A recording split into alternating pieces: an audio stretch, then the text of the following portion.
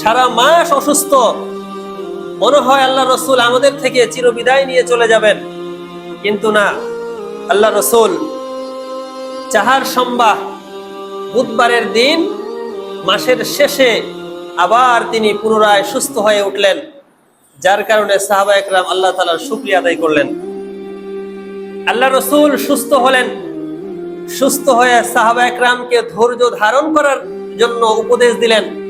যে দেখো, আমি সারা জীবন তোমাদের মাঝে থাকবো না, আমি চলে যাব দুনিয়া থেকে, তো আল্লাহর দ্বীনের যে দায়িত্ব আমি তোমাদের কাঁধে তুলে দিলাম, আল্লাহর দ্বীনের যে দায়িত্ব আমি তোমাদের কাছে অর্পণ করলাম, আমি যাওয়ার সাথে সাথেই যেন এই দায়িত্ব মিশে না যায়, আমি চলে যাওয়ার সাথে সাথে যেন এই দায়িত্ব নাস্তানাবুদ না হয়ে যায়। আল্লাহ তাআলা এই জন্য তোমাদেরকে দিক নির্দেশনা দেওয়ার জন্য আল্লাহ তাআলা আবার আমাকে সুস্থতা দান করেছেন।